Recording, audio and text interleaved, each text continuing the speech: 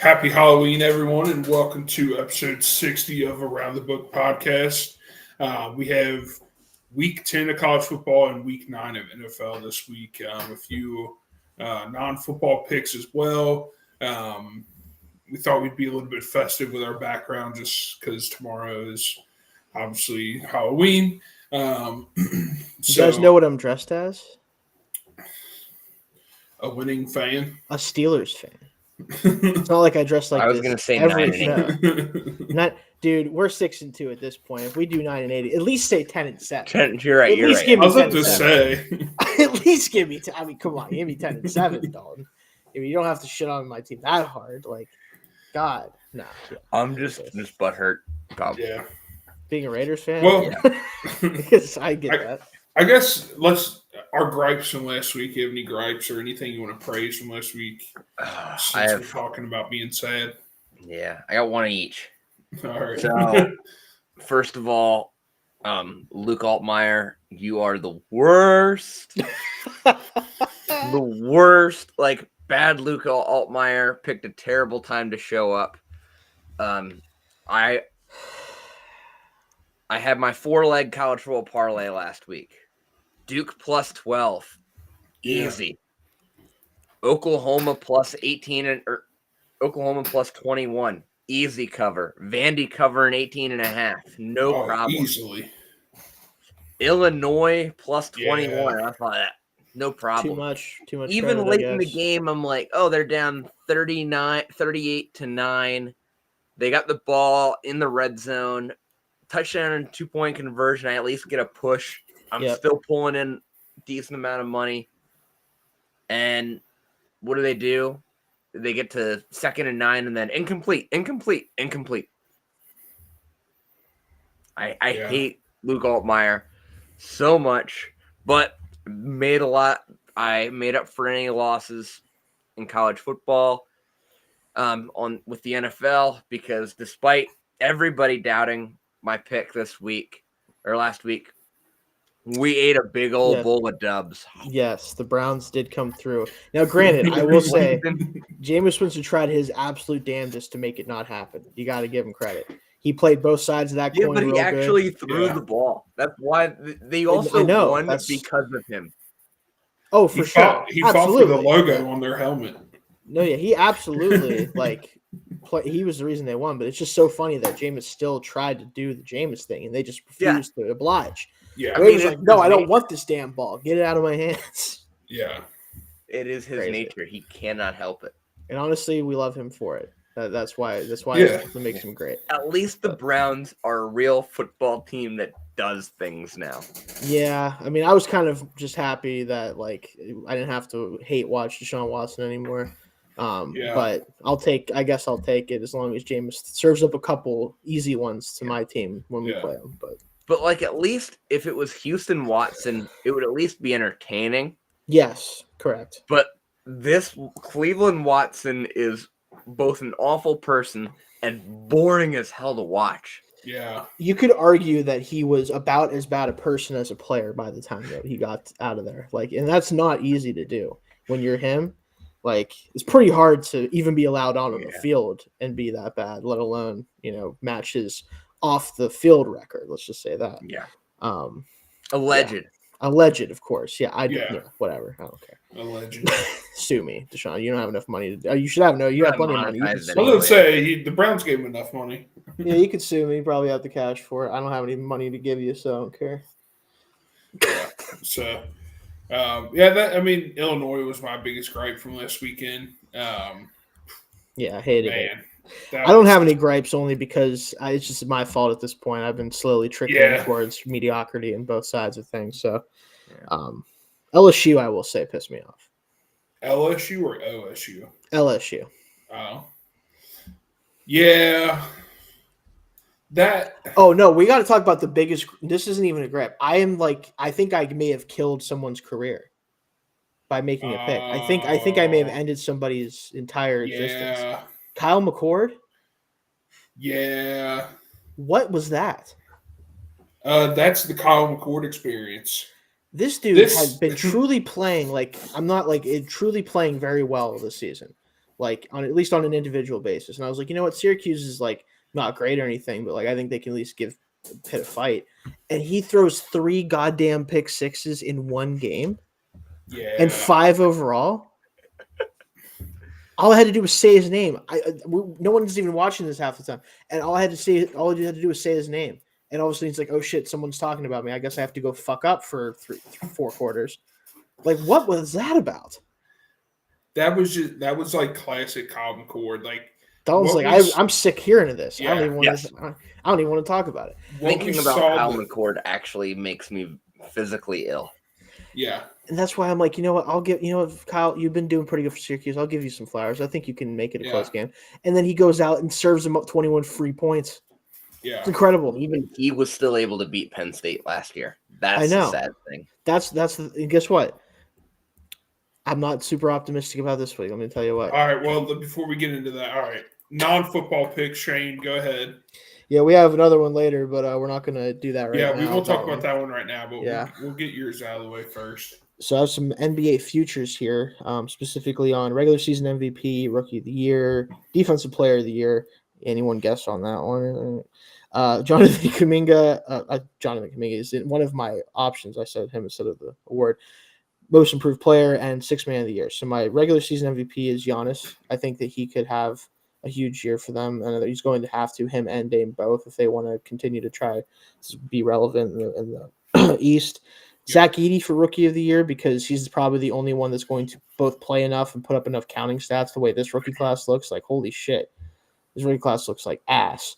I don't know. I knew it was a great class, but like Zach Edey's going to be Rookie of the Year potentially, and was like odds-on favorites, like plus 290. No one else was like, I think plus like 600. That's rough. Unless the only other option could be if Dalton Connect becomes LeBron's new favorite white wing shooter. Exactly. And that's always possible, but I'm not betting on it.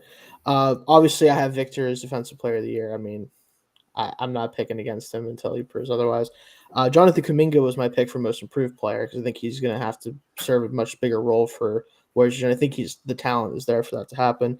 And this one was the longest odds of all of them, actually. I think this is totally possible for this team. Alex Caruso for Sixth Man of the Year. Ooh. For the Thunder. Because he is like he's the perfect 6-man type for a team like that. That's like, he's an older player on a team that's still very young, going to be great defensively. He can score enough, I think, to be relevant in this award. The only problem is obviously, like, you typically see this award go to like the highest scoring bench player, one of the highest scoring bench players. But I think he could, if the team's good enough, could get enough traction to win that. All those together plus 1,259,600. Oh my God, you parlayed them. I did, yeah. Of course, I had to parlay them. So that's my my odds for that one. I think it'd be very funny if I get even close to 3 of them. Well, I don't hate it though. Yeah, I don't know enough to critique it, but I don't hate it based off my little knowledge. So I don't know. I mean, all of those guys are probably top 5 most likely to win the award. All of them are. Yeah. Yeah. So I pretty much just went with what I thought was my favorite of each of those groups. So yeah, I like it. All right. Well, Dalton, I know we have a non-football pick for you later, but do you have anything now? No, that's it. I'll save that one for the end because I don't want anyone to turn off the show now. Yeah, that's smart. All right. That's just a little foreshadowing. Okay. Let's get into college football week 10. We'll get into our locks. I'm taking Nebraska minus 6.5 against UCLA. It's at Nebraska. This is literally like just recency bias because I think they played Ohio State very well. And UCLA is very bipolar. You don't know what UCLA team you're going to get. And seeing Nebraska's offense, it can be very explosive and very overwhelming. I don't think UCLA can keep up with that if Nebraska's clicking. So I think Nebraska can win this by 10 to 14 points. So I'll take minus 6.5 on this one. I like that. Fair enough.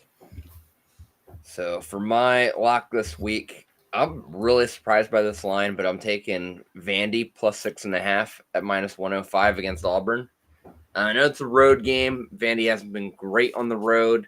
This is when they slip up. But even if they lose this game, they've proven they're good enough where if they lose, it's going to be like a really close loss.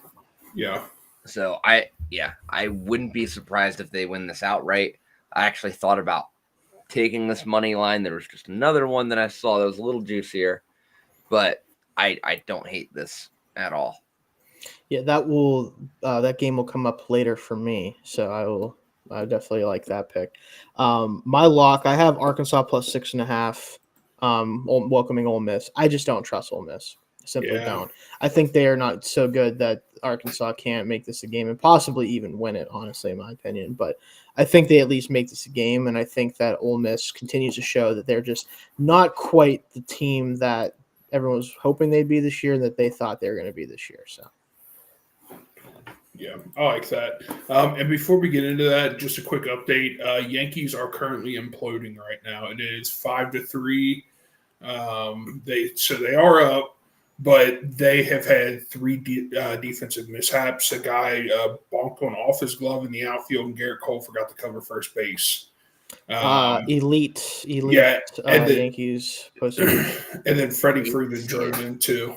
So Freddie Freeman is just on fire right now. I need this season. I need this MLB season to be over so I can laugh at the Yankees. So yes, let's just hope that ends tonight. But we'll see. Yeah, and thank you, Terry Francona. I know you're watching right now. I can't wait to watch you next season with the Reds.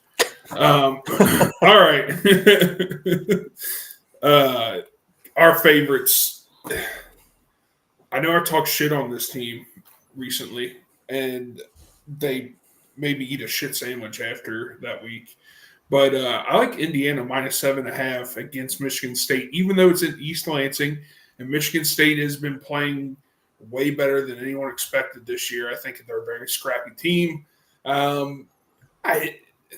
Indiana is just – they look like a juggernaut right now. I feel like they can face anyone in the country and hold their own. The Big Ten is – definitely booming this year. I love the Big Ten this year. So give me Indiana just minus not 7.5. Just not Illinois. That did piss me off. Fuck you, Illinois. Yeah, I like that bet. I think the Big Ten is where there's like 3 tiers. There's 5 really good teams at the top, and there's 5 really bad teams at the bottom, and then just the other chaos. 8. The other 8 are just like they could beat you probably. Yeah, then it's just Wisconsin. Oh, I couldn't possibly accurately rank the middle 8 of that conference. Yeah. It's like flip a coin. Is it Wednesday? Or not make it. Yeah. But I do think Illinois, despite how much I shit on them, I do think they're still in that top 5 category. I still think they are clearly the 5th best team in the Big Ten. Because they just can't compete with the top teams, and that's about it. I agree. But this week, they should have no problem handling business at home against Minnesota. I'm taking Illinois money line at plus 130. I just could not believe that value. I think they're overestimating how much better Minnesota's played in recent weeks. Yeah. Where I do think that they've been much improved in the last couple of weeks. So you had the win against USC. Obviously, it's kind of the big one, but I still. Yeah, I don't really know how good they truly are, and I think Illinois is at least definitely better still. Yeah. Minnesota's their wins are impressive, but again, they're in that chaos tier. Yeah, you're not sure what you're getting from them. Yeah. The Dodgers just tied the game. It is now 5-5. We love to see it. Yes. Thank you, Dodgers. Give me chaos. Yes. All right. Sorry, Shane. Go ahead. I feel like I had to. This game is getting crazy. No problem. My favorite bet this week, and unfortunately I was hoping I would feel differently by the time we got to this point in the season about this game and what it could be, but I still just don't see it happening. I have Ohio State minus 3.5 at Penn State. And it really has nothing to do with the quarterback situation because I think regardless of who it is, the offense is going to be different but similar in total overall ability. I just still don't think that they're ready to beat this team. I just don't think so. And part of it is the defense, as good as they've been. The tackling at times has been suspect. And with these two running backs and Jeremiah Smith, all the receivers they have, like, I worry that there's going to be one or two too many big plays led up by this defense for the offense to counter. And unlike last year where you had a chance, you could, hey, Kyle McCord was a quarterback. We just talked about that. Yeah. Couldn't get it done. And granted, the offense, much better. But is the defense that much better than it was last year? If it is better, not really. And this offense is way better than Ohio State's offense was last year. So you have a lot of ground to make up, honestly. And I don't know if they're ready to do it. Yeah. Yeah. I think. Go ahead. Sorry. I was going to say, I just think, like, the big thing you mentioned is, like, Ohio State getting those explosive plays, and Penn State's just not capable of that at all this year, which is shocking considering they still have several home run hitters. They can't make explosive plays to save their lives this year. Offensively? Offensively, yeah. Oh, they've been awesome at creating explosives this year. Penn State? Yeah, they've had a ton of explosives. They've way more than they did last year. In terms of explosive plays like passes over 20 and runs over 10, they have way more this year than they had last year. No, they were talking about it during the game last week. They haven't had many. Maybe not lately, but like the first 4 or 5 weeks of the season, they were on a much better pace. Since Singleton's gone down. Yeah, that hurt them a little bit. Yeah. So and then they started going to Warren more, so they're not as many explosives. Yeah. It's more of like trickling down. But offense is still much better, but I just don't trust them to be able to outscore Ohio State right now. That's kind of what it comes down to. Yeah.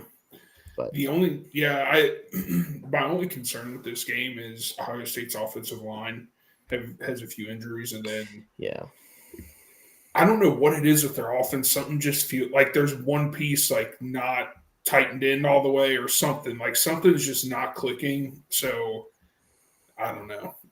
This game is going to be interesting. I don't know what this game is going to be. I think either team could blow the other one out, and I could see this being a whoever has the ball last situation as well. Like I don't know what this game is going to look like. By far the best game on TV this week.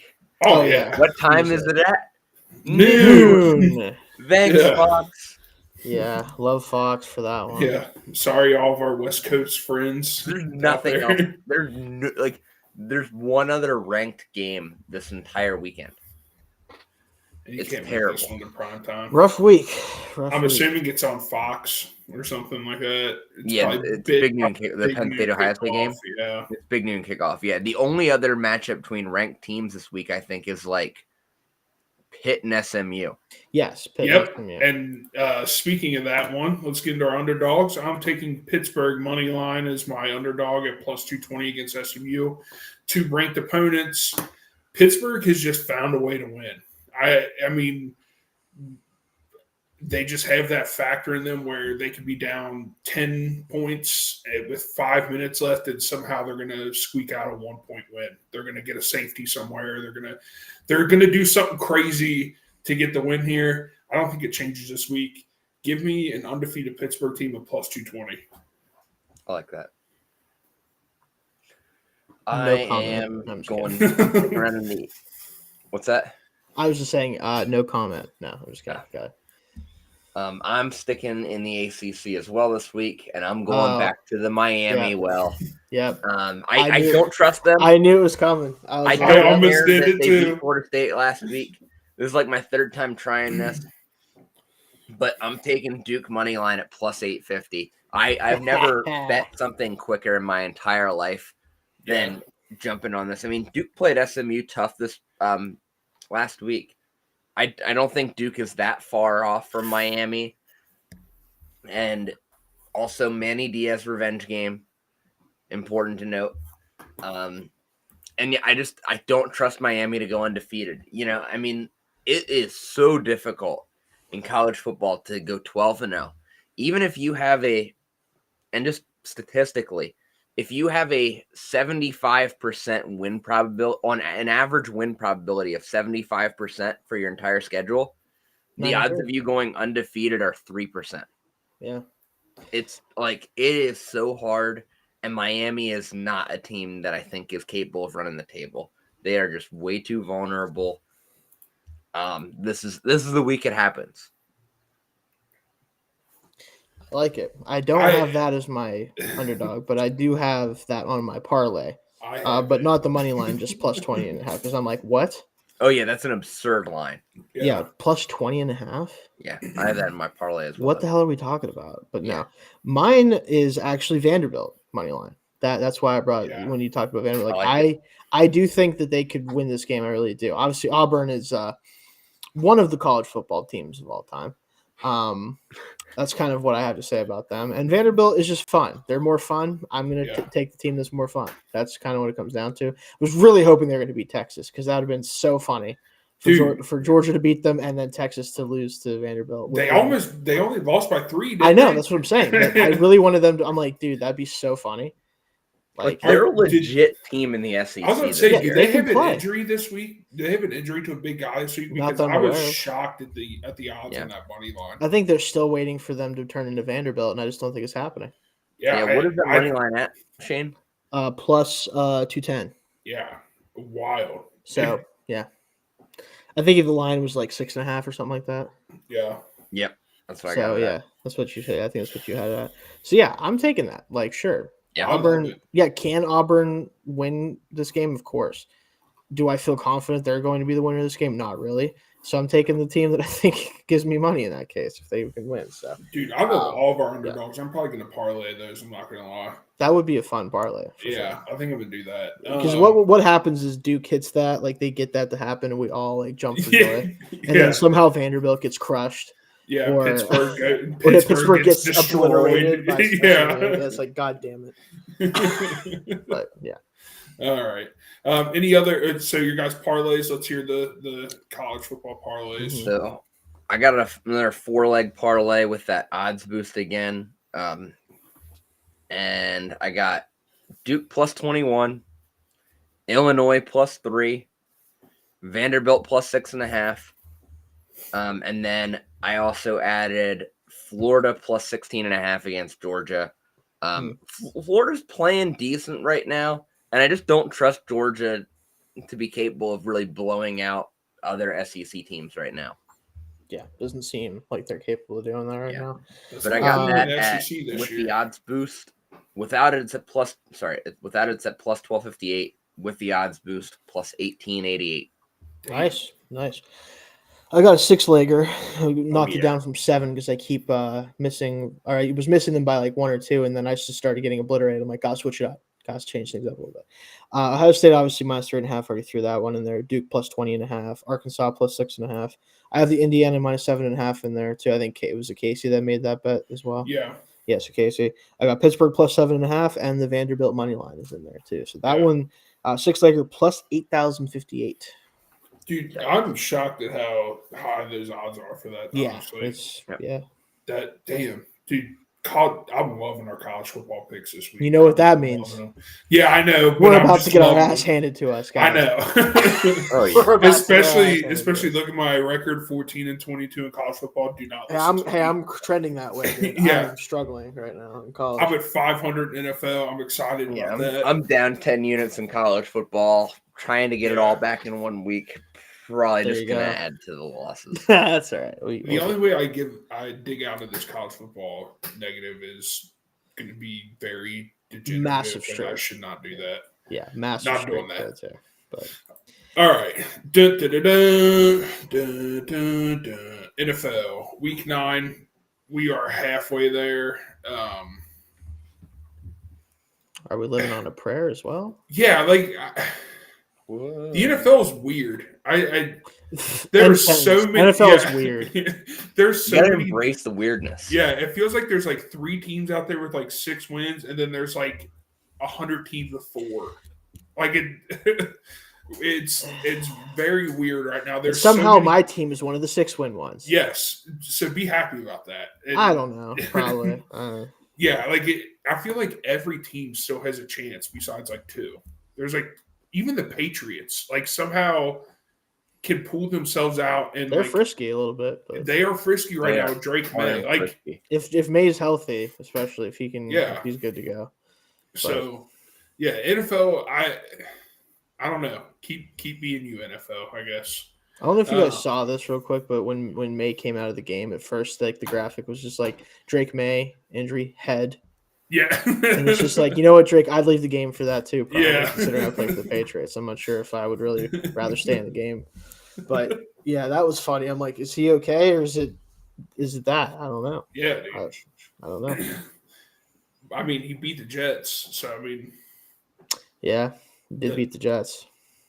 Yeah. Or, we should ask a question. Are the Jets, were they ever real?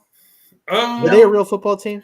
No. They got the kiss of death from Aaron Rodgers. He literally just They went in exist. there and tainted their drinking water, and he's just about to bounce out next year. Something's going on. Something. Yeah. The Jets were the Falcons with less weapons. That's They thought they were a quarterback away, and they're not. And also, they have a worse Yeah. quarterback. Yeah, and also the defense is like not actually that great, and that's kind Yeah. of a big issue. When the whole reason why we were like, oh, you might be a quarterback way is because you were winning 7 or 8 games with Zach Wilson and whoever else was in that like band of quarterbacks. And then they fired the guy that was squeezing all the water out of that turd of a roster. Exactly. Yeah, they're like, get out of here. It's definitely your Yeah. fault. He's like, I don't know. I don't know about that, guys. Yeah, Might not be me. but They just need Randall Cobb. That's all. yeah, that's it. They're just missing one more piece. What's James Jones doing right now? Is he on Yeah. TV still? Yeah. Probably still on TV. What's Mercedes Lewis up to? Wasn't he on a team? Or am I? Oh, making does that he up? play for the Bears? He was playing for the Bears. I don't know if he still plays for the Bears, but he was on a team to start the year. I don't know. Yeah, They'll dig up Jordy Nelson's corpse. I think isn't he working in the league office or something, Jordan Nelson? God, I don't know. Like, yeah, I'm there's pretty no way sure. he could actually like. I think if you tried to send him out on a football field again, I think he would actually die. Yeah, I think his head barely probably stays on right at this point. So let's just leave him go. yeah. Just put him in the corner, have him do paperwork. I don't know. Also, probably runs a 6'10" 40. Got to. He'll That's catch all a you deep need. ball once though. Yeah, yeah. I that's got all you one need. more deep ball in me.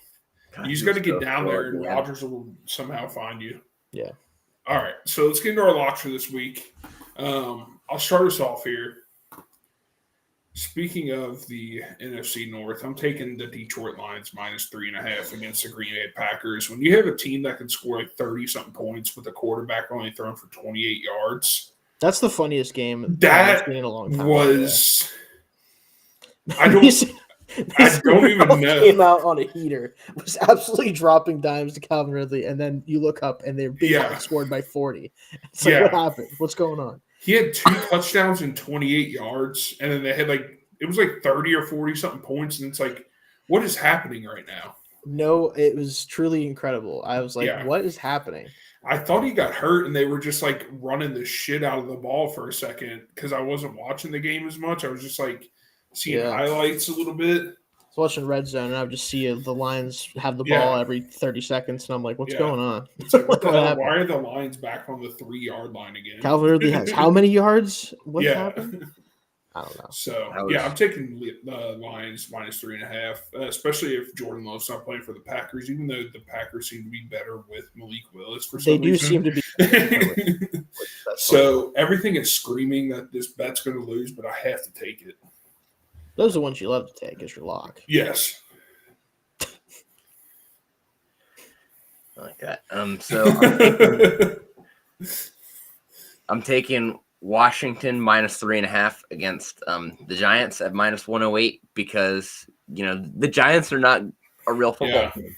Like at this point, I think the Giants should not be allowed to go out every week. Like they should be forfitting the season. The Steelers tried to let their offense beat them, and they still couldn't do it. They literally did Yeah. everything they could to give them the game, except for not blocking TJ Watt when you had to absolutely block TJ Watt. Like it's the only God, thing that he's they so didn't. good.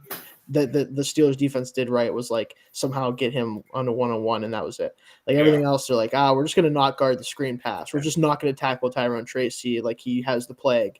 Like everything went their way, and he still Yeah. couldn't You know do why it. that happened, right? Jermaine Illuminor apparently wanted to go one-on-one with TJ Watt. Yes, he did say it, and then he said after the game, he's like, I locked him up. He said that. That was a real quote, and I'm like, Jermaine, buddy. There's no shame in it, all right? I promise you. No one's going to be mad at you that you couldn't block TJ Watt Yeah. one-on-one. Stop. Don't say you did. Don't say you won the matchup. There's Just- yeah. What are we talking about?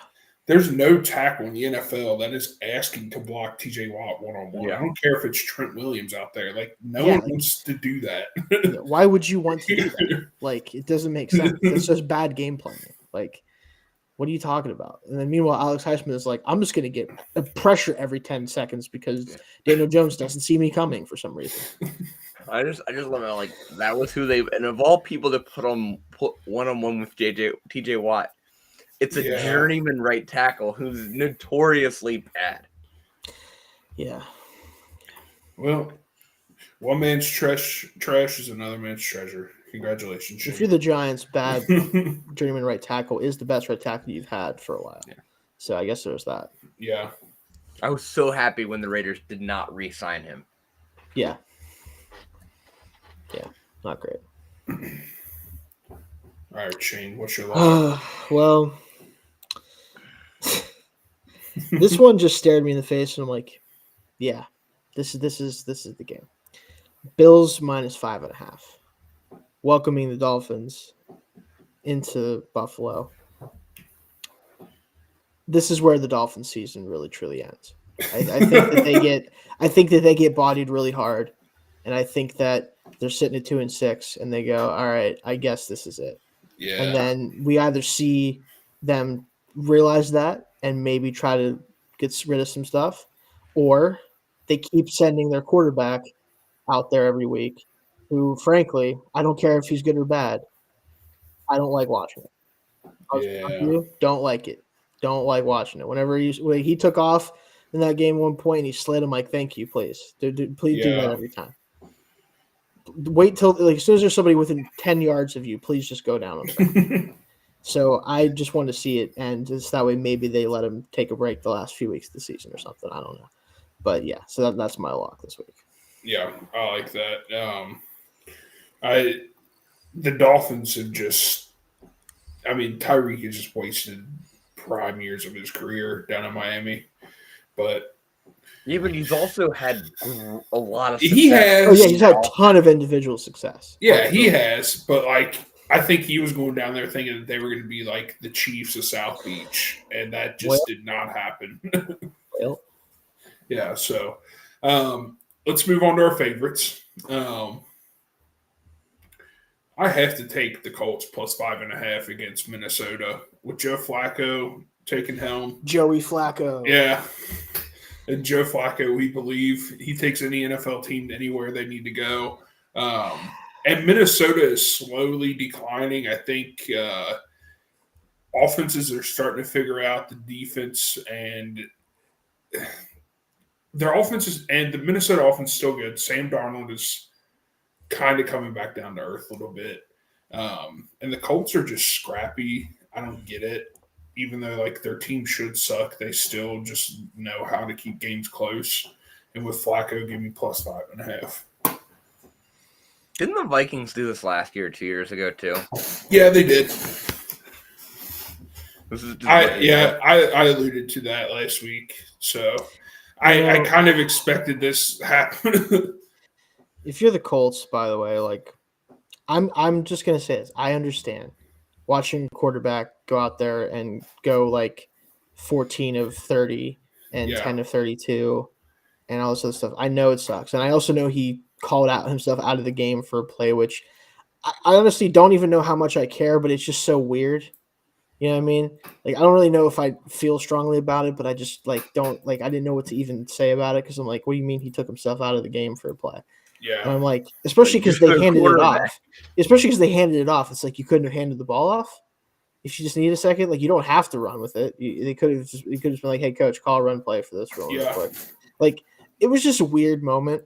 So I'm sure it has something to do with that too. I don't think this is solely just him playing poorly, but we're 10 games into this with him.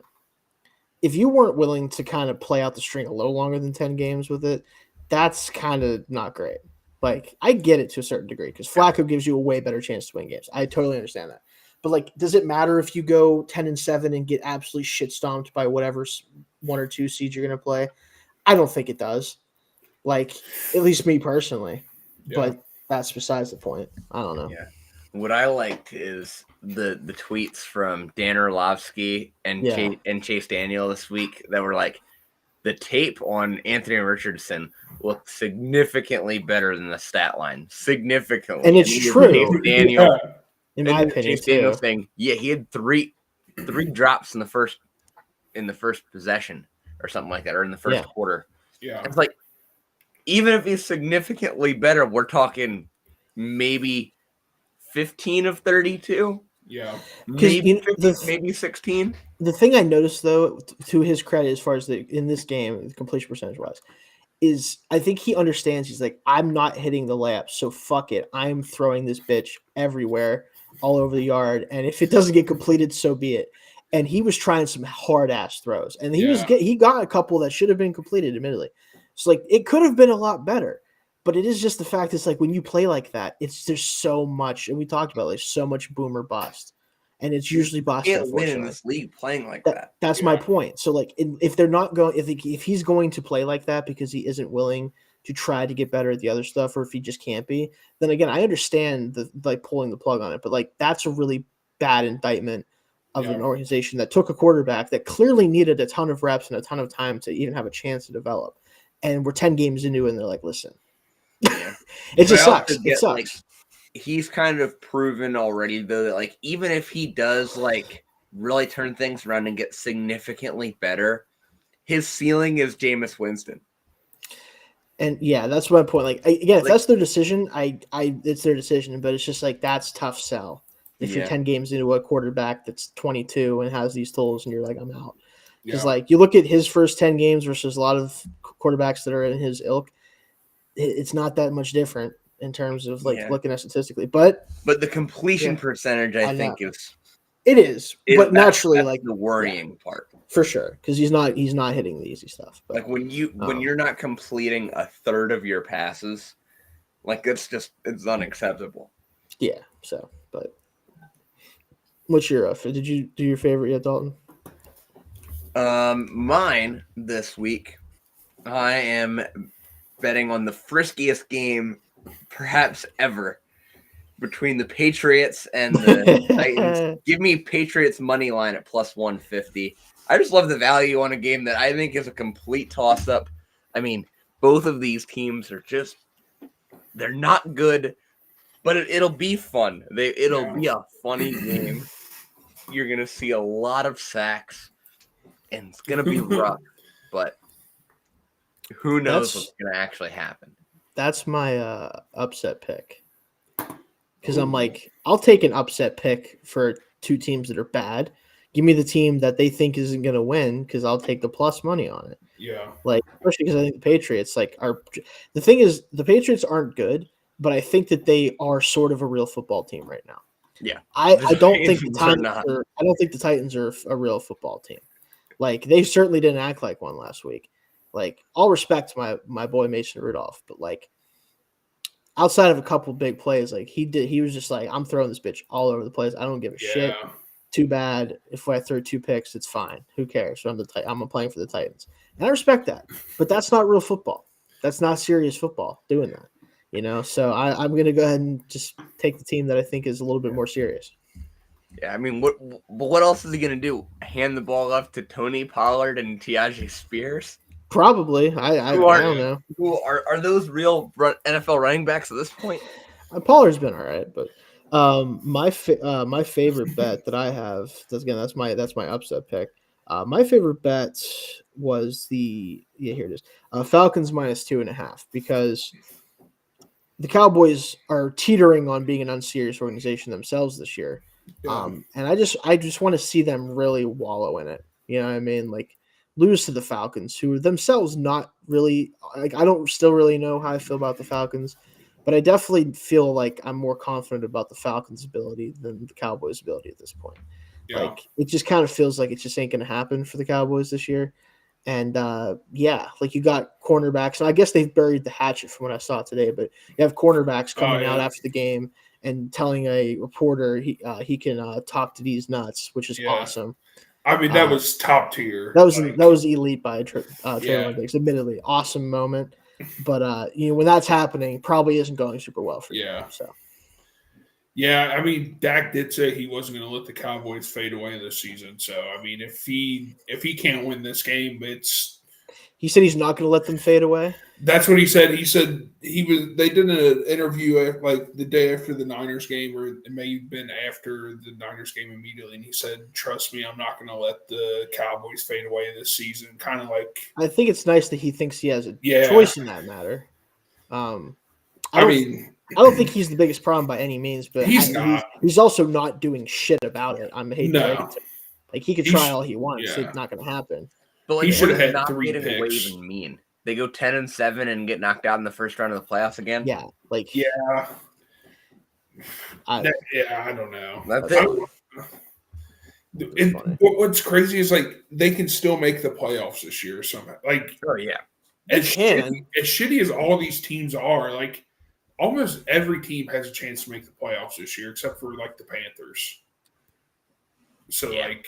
I would say the Jags are maybe not mathematically. Well, all right, but they're eliminated in my heart. Yeah, but if they get that culture change, if they get that culture brings change, that culture change. Let's get into our underdogs. And speaking of the Jacksonville Jaguars, give me the Jaguars at the Philadelphia Eagles this week.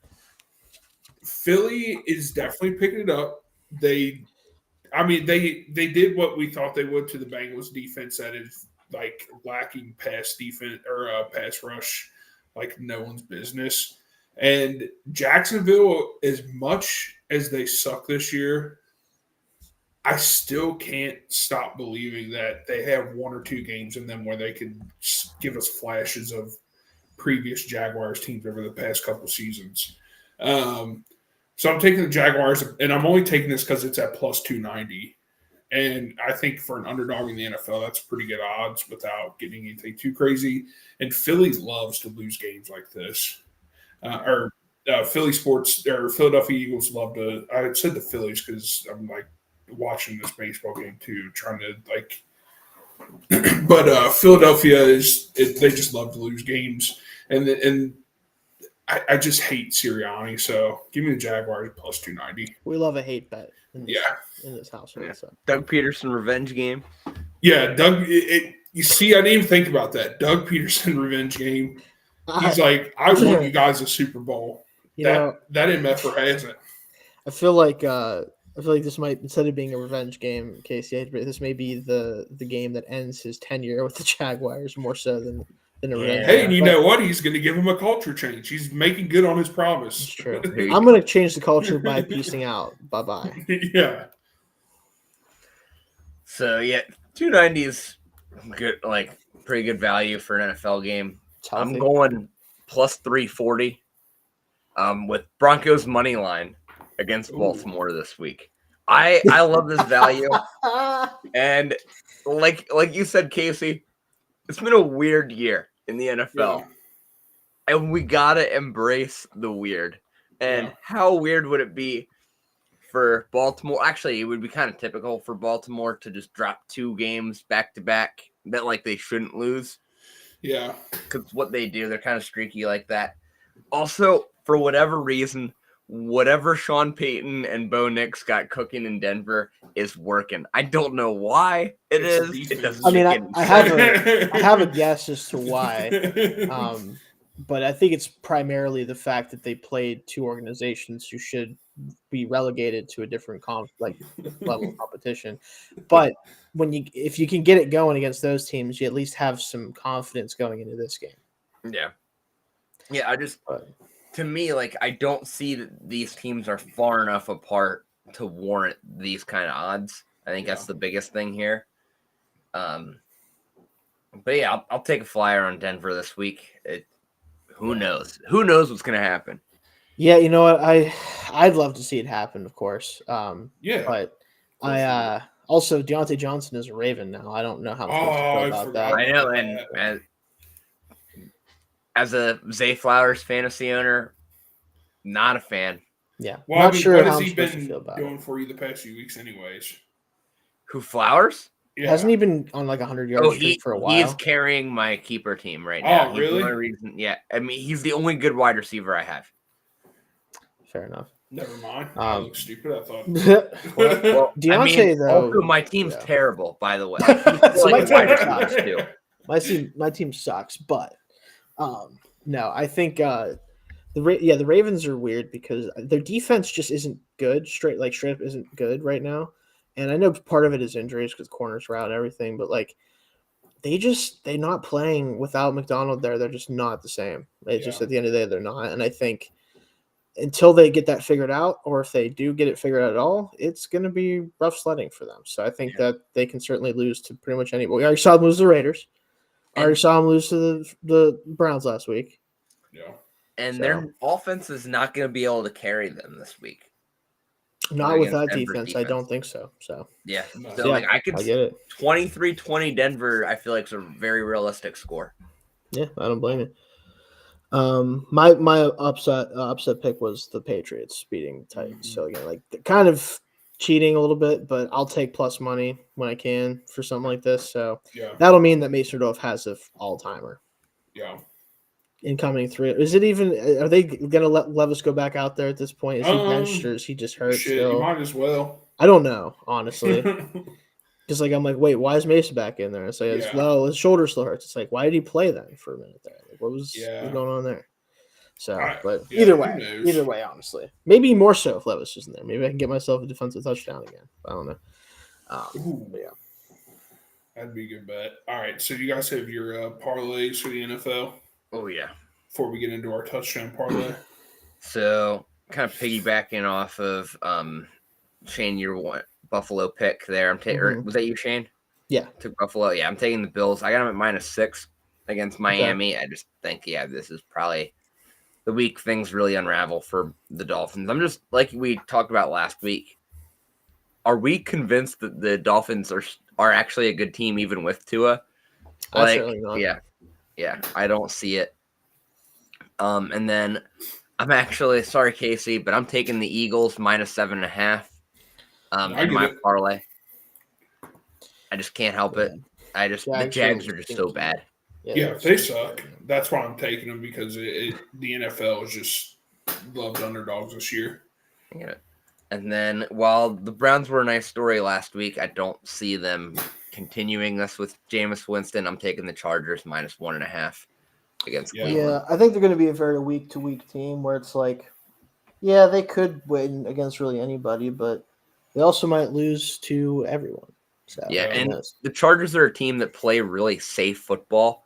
So playing against they are a great matchup for a team that takes a lot of risks and is going to turn the ball over, which Jameis will do. Oh, he certainly will. He will try to give you 2 picks. So you might not take them, but he'll try to give them to you. So I got those 3 games at +589. Love it. There you go. I got another 6-legger for me. Texans +1.5 because Bills -5.5. Falcons -2.5. Patriots money line. Commanders -3.5. I think was it you, Casey, that had that? That was me. Dalton, you had that as well. And then Cardinals -1.5. I think the Bears are going to be reeling for a bit from that loss, and I fear it may extend into this game and beyond. Also, the Cardinals just a good football team, kind of. Yeah. So kind of can't really disregard them at this point. But yeah, I like that one. That's +56.77. So pretty healthy on the 6-legger. Clip of the year, though, that what's the name for the Bears taunting the Washington crowd? Tyreek Stevenson, it really made me mad because I was a big fan of him coming out of Miami whenever he came out, and like he's been kind of rough up and down this year. When I saw that clip, because I was like, how did the hell Noah Brown just be alone in the back of the end? Like, what happened there? Well, now we know. That's tough. Yeah. He ended up being the guy to tip the ball, which the one thing you can't do. You can't tip that shit, bro. Don't let it get behind you, and don't reach up for it if it's behind you.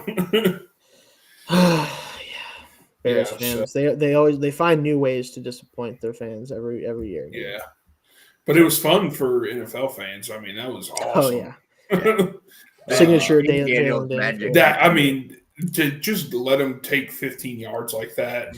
That's the other thing. Like it didn't matter. What do you mean, Matt? It didn't matter. You lost the damn game. Did you see see it didn't matter? Some of the players were coming out like saying that they didn't understand why they weren't playing sideline defense like they were previously. And it's like, all right, Matt, like You Matt might had- have to find you a new job here soon. Matt had that Commanders money line, so he had yeah. to He's I like, mean, he was a lame duck this year. Yeah.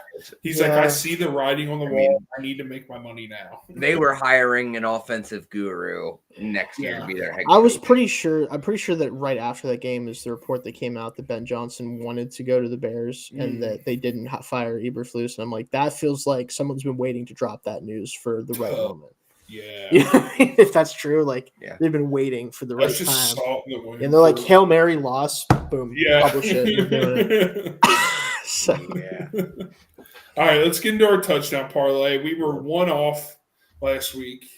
yeah, my fault, guys. No. I'm on a cold streak, so Yeah, finally you- It's finally not It get your started fault. It's off- Andre Iosif's fault. Yossi Yeah, I guess. Well, Joe Burrow, because he's been finding Yoshi Box a crazy amount in the end zone. Yeah, he's got 7 touchdowns, 21 Yeah. catches. I was like, sure, I'll take it. Yeah. Yeah, I mean, and they didn't really. I mean, I think he had a couple catches. but- He had 3 targets, no catches, which was like, yeah. So, they were. I forget who they were throwing to.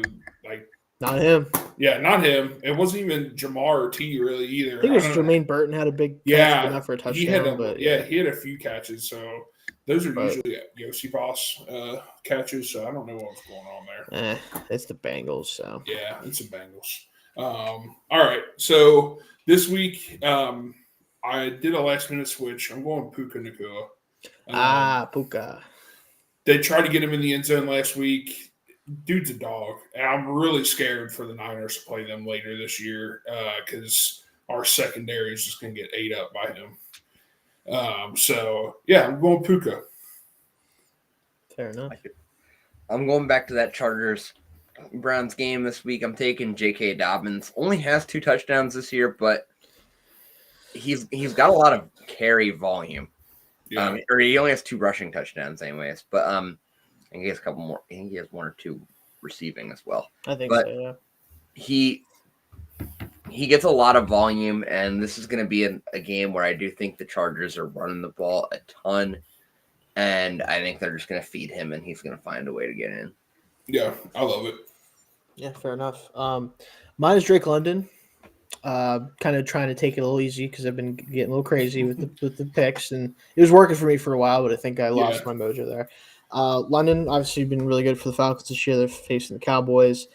Cowboys are bad. 1 + 1 equals touchdown parlay for Drake London. So that's kind of my whole thing. Yeah. Yeah, I like it. So if you were to take Puka, London, and Dalton, who's your guy again? Sorry. Dobbins, yes. Dobbins. Plus 634. Definitely not as crazy as we've had it. But this one, I'm not even going to say anything. Plus 634, take it. I feel good about this one. So we have one more non-football pick. Let me get all the football-related banners off. Dalton, the floor is yours, sir.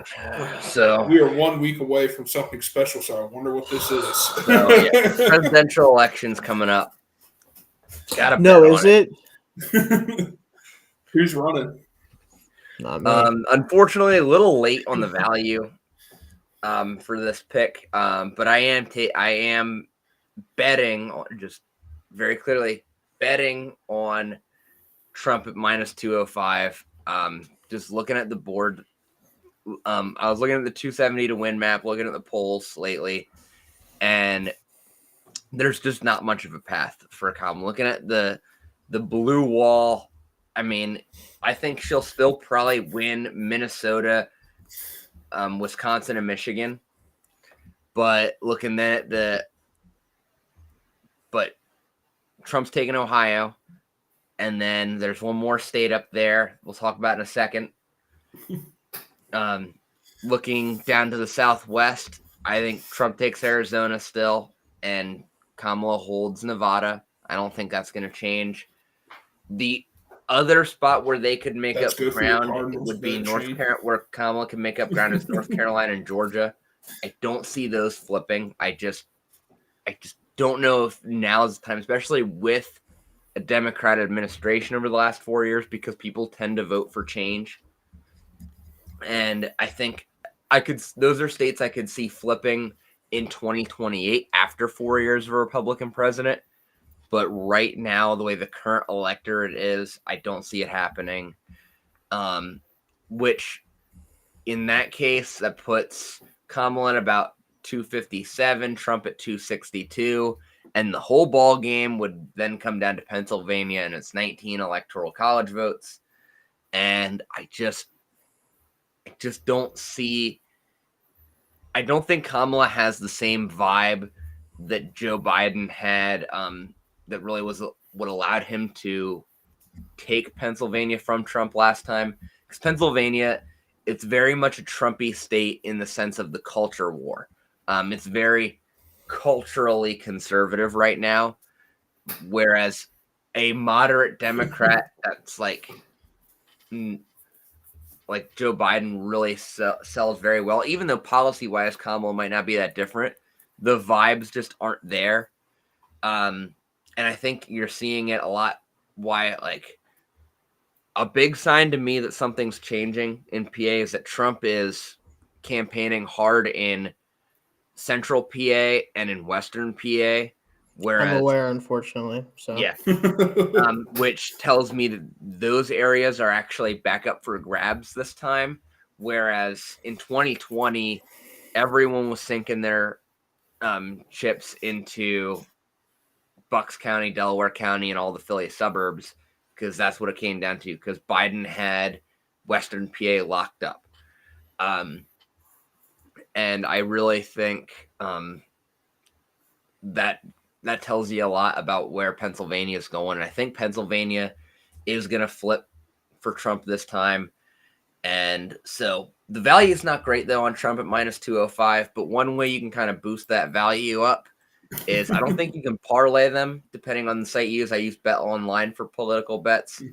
But you can take yes on popular vote loser to win the election, which I think Trump would still lose the popular vote probably by like less than a percentage. But that's at plus 150. So I'm taking Trump minus 205 and popular vote loser to win the election at plus 105, plus 150. That's what I got on the election. There you go, folks, and there's your betting breakdown for this year's politics. What's old Jill Stein at? What's her odds at? Less than 1%, or maybe like 1 to 3%. That's what her and Chase Oliver will both be at. They actually just had a debate the other night. I'm like halfway through watching it. It was her. It was the Green Party, Libertarian Party, and the Constitutional Party candidate. Which Constitution Party is fun. All right, so they're interesting. Like they legitimately want to go back to 1776 in every way you can imagine. I love my internet and I love air conditioning. So. I mean, not that stuff, but I mean, like, okay, yeah. Well, I mean, yeah. That's the show, guys. Thanks for watching episode 60 of Around the Book podcast. So minus 205 for your favorite on trumping the presidential elect. But more importantly, bet our touchdown parlay. I really love it this week.